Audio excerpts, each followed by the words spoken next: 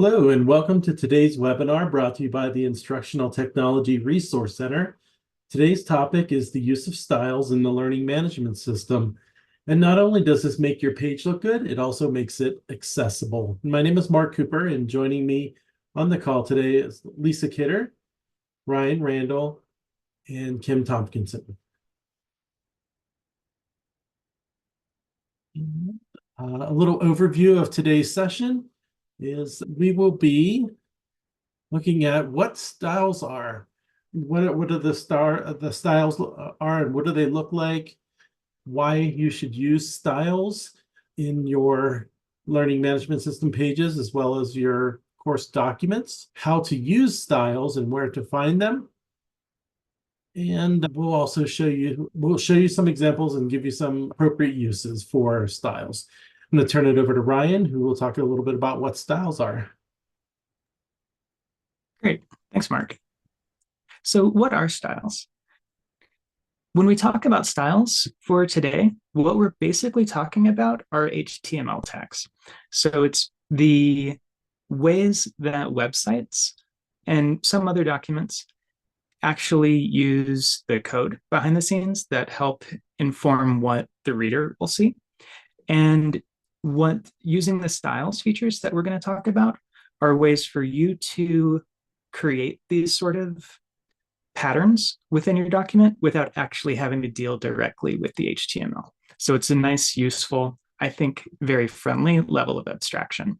And you can find these sort of styles in learning management systems, in things like Google Docs or in Word. So they're familiar in many different places. We'll mostly talk about learning management systems today, but we're also going to talk about some of these other platforms.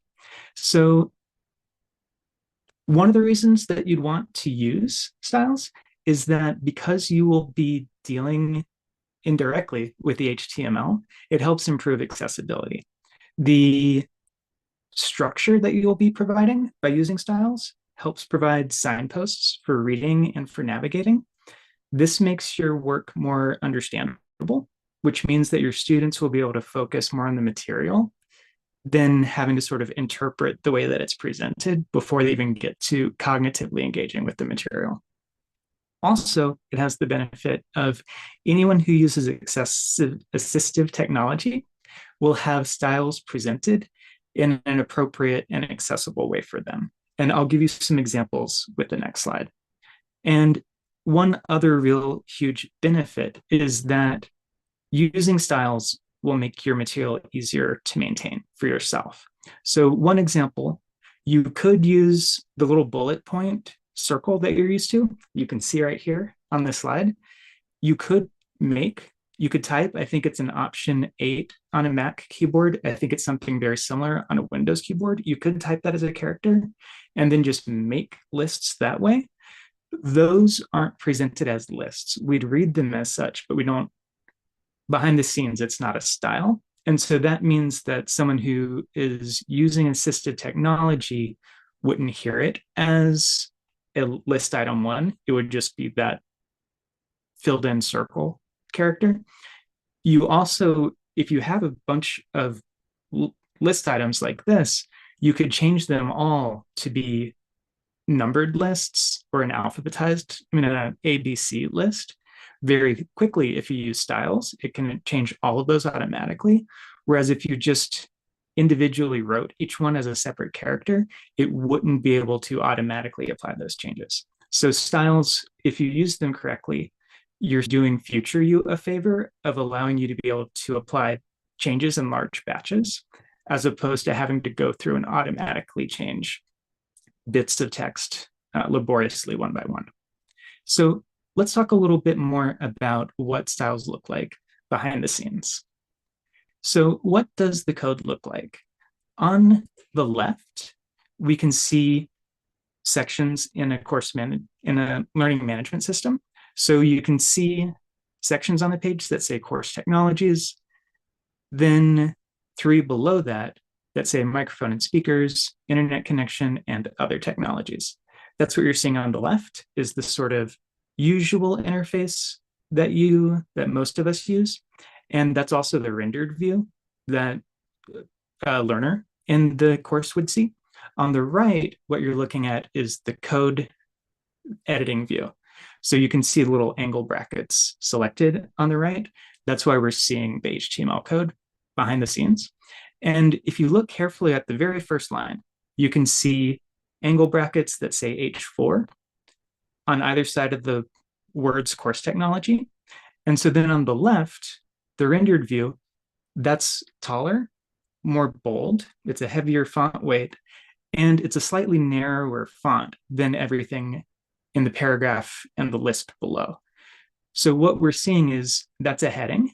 It happens to be a heading 4. There are multiple numbers of headings, but anything that's a heading, if you wanted to, you could change all of the ways that they're displayed very quickly using styles by just changing what you want that style to look like. So if you wanted to, instead of having that particular font, you wanted to use a much rounder font instead of a narrower font like the one that we're looking at right now, you wouldn't have to highlight each of those headings that I pointed out. Instead, you could do all of them at once.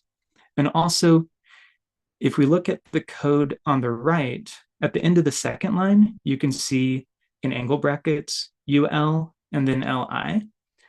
The UL stands for unordered list, and then the LI stands for list item. On the left, you can see those 2 bullet points. If we'd changed that to make it instead be an ordered list, then you could have that increment. So it will go 1, 2, 3. As you're writing it, it'll automatically add that new number or the new letter if you're having ABC. And then you could also change it to have it use a different style. So you could have it be Roman numerals, and you could do that at scale if you wanted, as opposed to having to just go through and change each item indicator.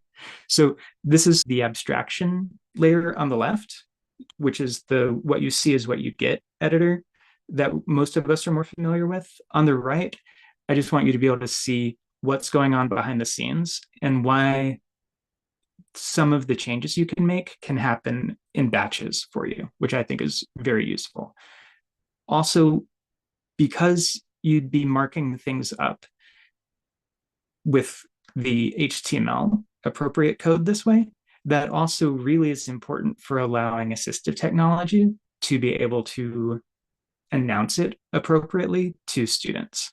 So again, you'd be able to actually hear list item 1, or some screen readers will say there are 5 items in this list and then read all of them out. And it also allows those learners to navigate more easily. So you don't actually have to know the HTML, but using the appropriate styles brings all these benefits along with it. Up next, Kim is going to tell you more about why you might want to use styles. Thanks, Ryan. So why would you want to use styles? Well, first of all, it helps with the appearance, and Ryan touched on this too, but it helps you be consistent and it improves the readability for your audience. So document styles ensure consistency in formatting throughout a document. And when you apply a style to headings or paragraphs or lists, they will have a uniform appearance, which enhances the readability and makes the document look more professional too. So that's always a good thing. And the second thing is efficiency, which is my personal favorite. Styles allow you to format your document quickly and efficiently. Instead of manually adjusting font size and spacing and other formatting attributes for each section, you can simply apply a predefined style. And this saves time and effort, especially when you're working with longer documents. And as Ryan mentioned, it does improve accessibility. So when you use styles thoughtfully, it can improve accessibility for readers with visual impairments or who have other barriers that affect their learning. For example, ensuring sufficient contrast between text and background colors and using clear, readable fonts can make the document more accessible to all readers. It also makes documents compatible with screen readers, as Ryan spoke about. And then it helps to scaffold and chunk material together. Document styles help establish a visual hierarchy, so it makes it easier for readers to navigate the content. For instance, you can use different styles for headings of varying levels to indicate their importance and relationship to each other. And it also provides a clear structure. Styles allow you to define different levels of headings, for example, heading 1, heading 2, etc. and other structural elements such as body text, block quotes, and lists. And this creates a clear hierarchy within the document, making it easier for readers to understand the organization and flow of information. And finally, styles transfer over from one platform to another. So there's consistency across platforms. Styles often have equivalent counterparts in different document formats. For example, the styles you define in a Microsoft Word document can typically be preserved when exporting or converting the document to formats like PDF, HTML, or rich text format. And this ensures consistency in formatting regardless of the platform or software used to view the document. And next, Lisa is going to go over how to use styles. So now that Kim has explained all the why and Ryan's explained the what, we hope that you're anxious to say, okay, help me do this. To add styles, you select the text and then you select the appropriate style. Wherever you're writing, whether it is in the learning management system, whether it's in Word, whether it's in Google, Pressbooks, any place where you have an editor where you're adding text in, you select the text and then you pick the style. Here you can see that I'm changing the heading 4s to a heading 2. So let's talk about what do I mean by appropriate. Actually, where you find this, you'll notice up there, it said heading. When I select on it, look for these types of words: heading, normal, paragraph, text style. Sometimes you'll see a little A icon that has a little pencil next to it. In Word, you can see that there's a whole section on your ribbon about styles. Notice you see the keyword heading. You also see normal in there. But wherever else you type, you can find these styles. So no matter where you're creating, you can find styles and use them to make your writing and what you're creating more consistent, accessible, and it's actually easier for you. It makes you definitely more efficient. So let's talk about appropriate. You use them in order, beginning with heading 1. Heading 1 is the top level of your page document. Typically, there's only one. And then heading 2 would be a subheading, so like a first indent if you're making an outline. Heading 3 would be the next subheading. That would be an indent under heading 2. And you can go up through heading level 6 in the general scheme of things. If you're more than 6, you probably need to rethink about your document. These should be familiar with anybody that has done APA or MLA or Chicago. All of these are defined by those organizations. And we're leaning into those styles and the tools that help make things more efficient. Here's an example of appropriate headings, and I've given you the visual appearance in parentheses. So here we have a heading 1, which uses Roboto Slab. It's in bold and it's size 30. If I was going to do that manually, I would need to select the text and click the font type, click bold, and click 30.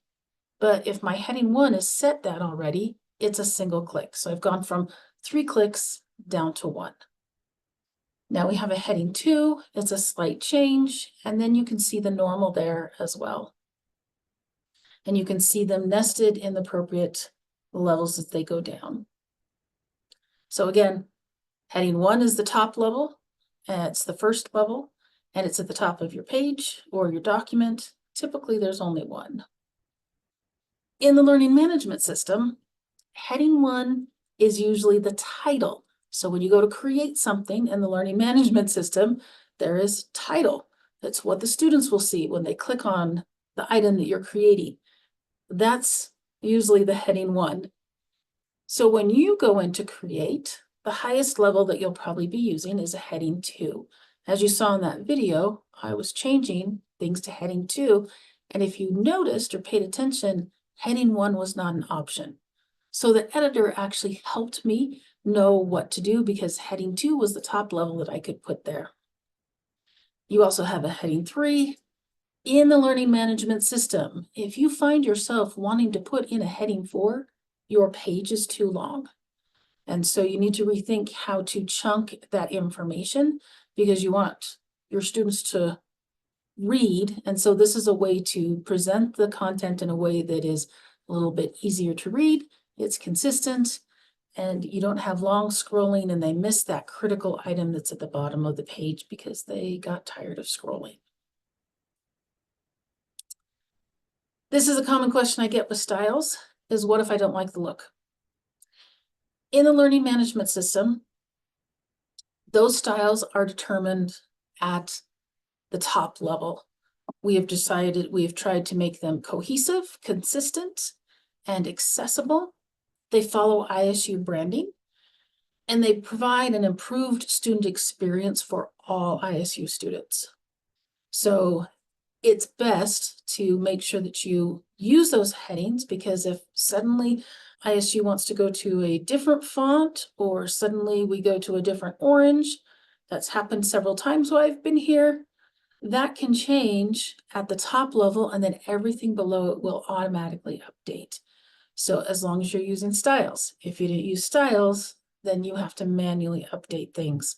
So in the learning management system, we do best to try and create that visual look for cohesiveness and to make it consistent. The ISU branding is there so that students know that, yes, I'm in an ISU course. In other tools like Word, Google Docs, there may be other options to explore. I encourage you to explore them. If you don't like the default style, look and see what else is included. You can also create your own styles. In Word and in Google Doc, in Word, it's on the Design tab. You'll notice right there at the bottom, there is an option to save as a new style set. You also have a Save as my default styles over in Google on the right. You can see in the background on that page, I wrote heading, and then normal. I made my heading 1, and I made it the size and font that I wanted it to be. And you can see on the drop down, the heading 1, the heading 2, and heading 3, what that would look like. And if I save it, then I can next time open a document and say, use my default styles. The styles that I have in my Google, I actually have the ISU branding. So when I get a Google Doc, my colleagues will attest that quite often I'll just use my default styles, and suddenly it now looks like an ISU document. So that's an easy tip on there. If you want more help in how to create your styles, we're happy to help you with that process. We hope that as you look at this and have seen the efficiency and the ease at which everything is done, then that will help you to create styles so that you have less work on your plate and you have made your course more accessible. And I saw a question pop up there about title and subtitle. Title and subtitle are generally used when you have a larger document. So I'm going to use a document we're all familiar with, a dissertation. You would have a title page. Title would go on the title page.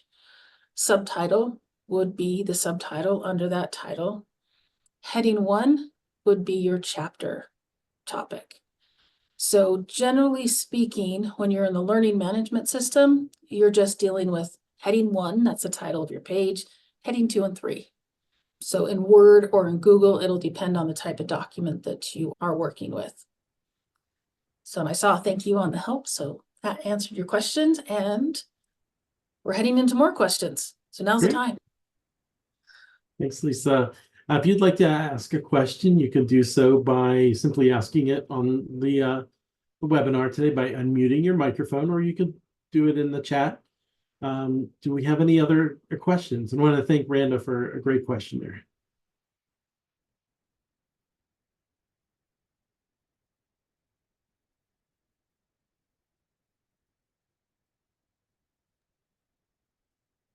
Oh, if there are no other questions. You can interrupt just a second here. Oh, sorry. I'm going to ask you guys the question, our attendees. Do you feel like this is something that you can do and can commit to doing?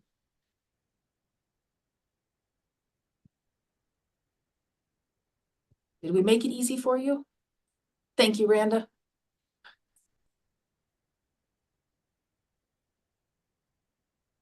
All right, Mark, now I'll let you go on. Thanks, Lisa. If you want to learn more about today's webinar session, or if you're eager to delve into other topics and exciting subjects that we have covered in the past, There are a number of ways that you can do. You can access our Tiger Treks articles, and this is a knowledge base of how-to articles at your fingertips, which cover subjects like the LMS and other topics related to educational technology. We also have a video library, and that's where we house, after we record these webinars, they're uploaded to our library, and you can view past webinars that we've done. And if you go onto our website, since we are talking about an accessibility subject today, we have accessibility resources that you can view off of our website. For some reason, I am not advancing. Okay. You can also access this document, which has the ability to access the links either by scanning the QR code, or I'll go ahead and I'll place the link in the chat. As you can see, there are some live links within this document. If you want to meet with somebody in the ITRC, you could do so by simply emailing the ITRC at itrc@isu.edu. You can give us a call at 208-282-5880, or you can come down and visit us in the ISU library. We're in the lower level in room B17. If you'd like to make a special appointment with one of our full-time staff, you can also do by selecting on the link there, and we can meet by Zoom, phone, or even in person.